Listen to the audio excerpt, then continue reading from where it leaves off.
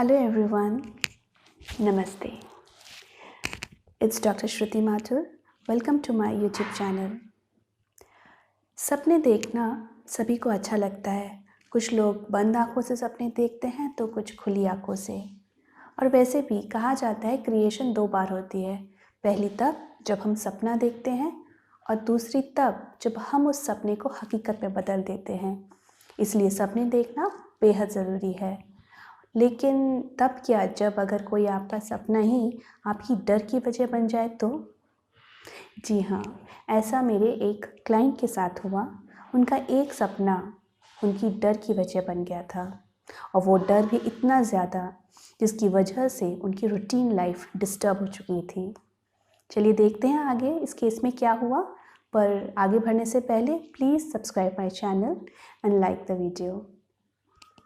मेरे क्लाइंट बहुत ही successful businessman हैं। जब उन्हें पता चला कि पास्ट लाइफ रिग्रेशन थेरेपी जैसी भी कोई ट्रीटमेंट होता है तो वो और उनकी वाइफ उन दोनों ने मुझे कांटेक्ट किया और उन्होंने कहा कि हमारी लाइफ में सब कुछ बहुत अच्छा है लेकिन सिर्फ एक ये सपना है जिसकी वजह से हम लोग बहुत ज़्यादा डिस्टर्ब हैं।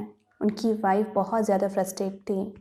उन्होंने मुझे कहा कि अगर आप इनकी प्रॉब्लम पूरी तरह से सॉल्व कर दें तब हम इस थेरेपी को मानें।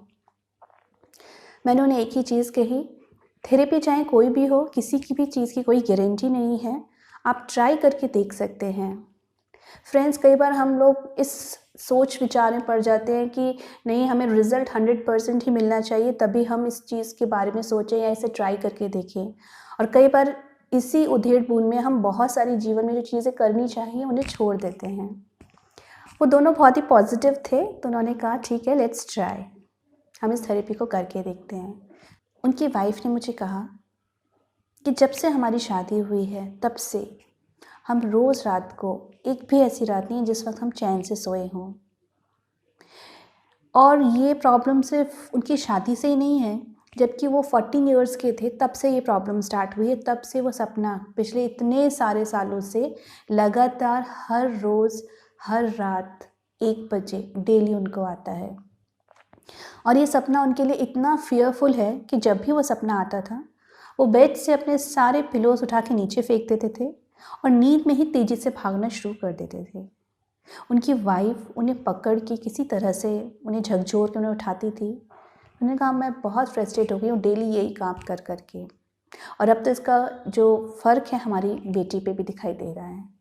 तो हम रियली ये जानना चाहते हैं क्यों ये इनको सपना डेली आता है और इतना ज़्यादा डर उस सपने का कि बिल्कुल पसीने पसीने हो जाना, बेड से नींद में उठकर भागने लग जाना। ये बहुत ही मेरे लिए एक चैलेंजिंग केस था। पास्ट लाइफ रिग्रेशन के ओपनिंग सीन में मिस्टर ए ने खुद को एज ए ब्रिटिश लॉयर देखा। लंदन में ईयर था 1940। उसमें उन्होंने खुद को देखा कि वो कार से अपने घर से कोर्ट जा रहे हैं। बहुत ब्यूटीफुली उन्होंने अपना पूरा जो स्ट्रीट्स हैं उनका बहुत अच्छा डिस्क्रिप्शन दिया कि साइड में किस तरह के व्यूज़ आ रहे हैं। फिर मैंने उन्हें कहा कि आप अपने घर जाके देखिए, घर का डिस्क्रिप्शन बताइए, घर कैसा है।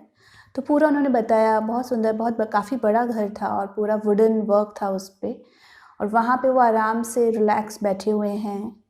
उनकी वाइफ ने उन्हें चाय बना के दी है तो वो चाय पी रहे हैं। एक बेटी है जो पास में खेल रही है। सब कुछ बहुत अच्छा लग रहा था, एवरीथिंग वाज ओके।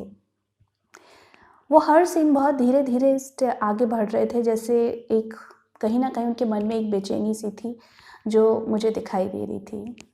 और धीरे धीरे कई और उन्हें डिस्क्रिप्शंस दिए। धीरे धीरे हम उस सीन पर आए जो इस सेशन का बहुत ही इम्पॉर्टेंट सीन था।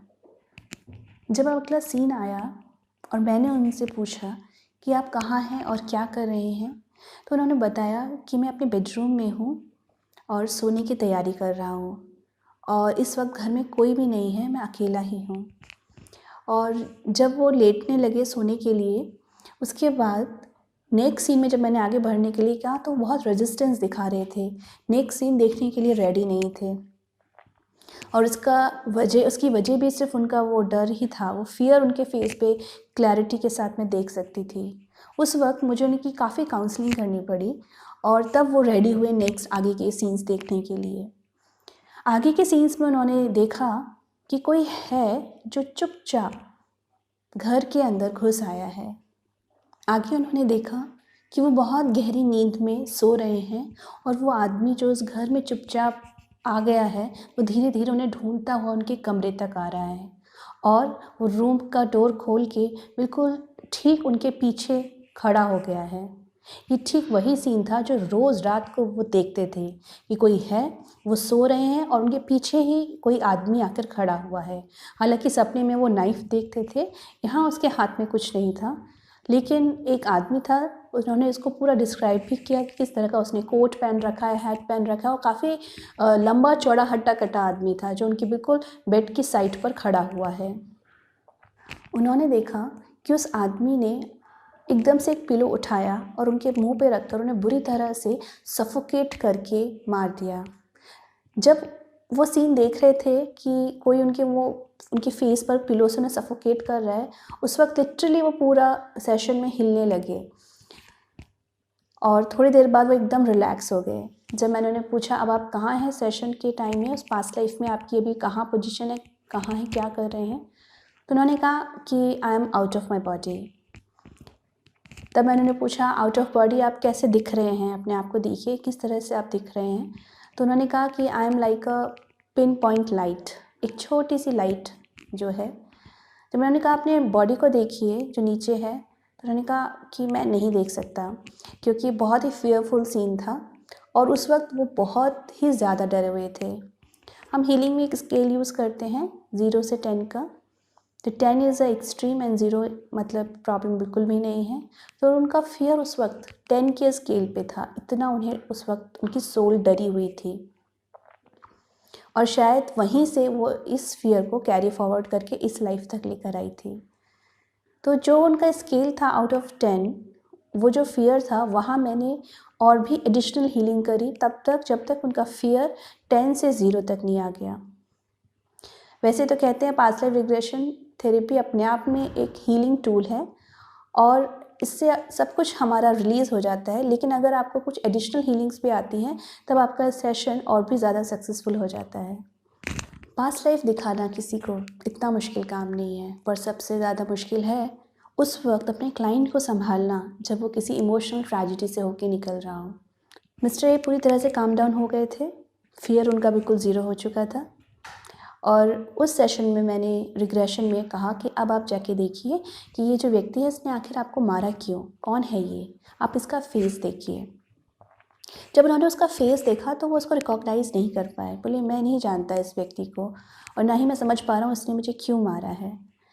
तो मैंने कहा जब वो व्यक्ति वापस जा रहा था आप उसके पीछे पीछे जाइए एज ए सोल और देखिए जाकर किससे मिल रहा है। जब उन्होंने जाकर उसके पीछे देखा तो वो देखकर ये शॉक्ड रह गए कि वो पर्सन जाकर उनकी वाइफ से मिल रहा था और उनकी वाइफ ने ही एक जो कॉन्ट्रैक्ट किलर है, एक्चुअली वो पर्सन एक कॉन्ट्रैक्ट किलर था, उसको भेजा था इन्हें मारने के लिए। ये देख के वो काफ़ी शॉक थे उस वक्त, पर मैंने उनको कहा आप काम डाउन होइए और उनको दोबारा काम डाउन करके आई आस्क हिम कि आप मुझे बताएं आप किस तरह के हस्बैंड थे। ही एडमिट कि मैं एक अच्छा हस्बैंड नहीं था और एक्चुअल में मेरी वाइफ मुझसे बेहद परेशान थी, लेकिन और वो मुझसे काफ़ी टाइम से डिवोर्स मांग रही थी, लेकिन मैं उसे डिवोर्स नहीं दे रहा था। तो इस वजह से उसने ये कदम उठाया। जब मैंने उन्हें कहा कि आप उन्हें फॉरगिव करेंगे, तो उन्होंने कहा कि हाँ मैं रेडीली उनको, he was ready to forgive her. और इसका रीज़न भी शायद यही था कि कहीं ना कहीं उन्हें भी अपनी गलतियों का एहसास था। ये मुझे उनकी बहुत अच्छी बात लगी कि इतना कुछ होने के बाद भी वो उनको बहुत ईजिली उन्होंने फॉरगिव किया और फॉरगिवनेस एक बहुत ही इम्पॉर्टेंट हीलिंग टूल है। अगर हम किसी को फॉरगिव कर सकें उसी लाइफ में जो हम जी रहे हैं तो उसके साथ हम आगे नेगेटिव पैटर्न नहीं बनाते और उन्होंने उनको फॉरगिव करके वो काफ़ी रिलैक्स फील कर रहे थे। रिग्रेशन सेशन से बाहर आने के बाद वो खुद यकीन नहीं कर पा रहे थे कि उन्होंने इतना कुछ एक्सपीरियंस किया। वो सीन्स, वो कलर्स, वो आवाज़ें, वो फियर, लेकिन वो इस वक्त बहुत रिलैक्स फील कर रहे थे। ये मेरा अब तक का सबसे लॉन्गेस्ट सेशन था जो लगातार 3 घंटे तक चला। Even it was very tiring for me. But मुझे एक सेटिस्फेक्शन था अपने अंदर, क्योंकि मैं वो उनका फेस देख सकती थी जो कि सेशन के बाद काफ़ी रिलैक्स हो गया था। मैंने उन्हें कहा चलिए आज रात देखते हैं, कल मुझे आप रिपोर्ट करिएगा कि वो सपना आया या नहीं आया। And I was very happy to know, next day उन्होंने मुझे बताया कि आज रात वो सपना नहीं आया। और वो पहली रात थी जब वो और उनकी वाइफ पिछले इतने सालों बाद चैन से सोए। और ये रिग्रेशन करे हुए मुझे अभी 6 महीने हो चुके हैं। मैंने 6 मंथ्स के बाद अभी कल भी उनसे रिपोर्ट ली थी कि क्या हुआ उस ड्रीम का। और गुड न्यूज़ ये है कि पिछले 6 महीने से वो सपना आज तक कभी दोबारा नहीं आया। उनकी 100% हीलिंग हो गई, जिसका शायद मुझे भी यकीन नहीं था। तो फ्रेंड्स, आपने देखा किस तरह से पास्ट लाइफ रिग्रेशन थेरेपी आपके अननोन फियर्स को, आपके फोबियाज़ को पूरी तरह से हील कर सकती है। गारंटी नहीं है, लेकिन ट्रस्ट और ट्राई करके आप इस थेरेपी का एक्सपीरियंस ले सकते हैं। अगर आपको भी या आपके किसी भी नॉन पर्सन को, फैमिली या फ्रेंड्स को, अगर किसी को भी इस तरह की कोई प्रॉब्लम है, कोई सपना है जो बार बार आता है और डिस्टर्बिंग फील होता है, या कोई डर है, कोई फोबिया है, तो उसके लिए आप इस थेरेपी को लेने के लिए मुझे कांटेक्ट कर सकते हैं। अगर आपको ये वीडियो अच्छा लगा हो तो अपने फ्रेंड्स के साथ इसे शेयर करें, लाइक करें और सब्सक्राइब करें। Thank you so much. नमस्ते।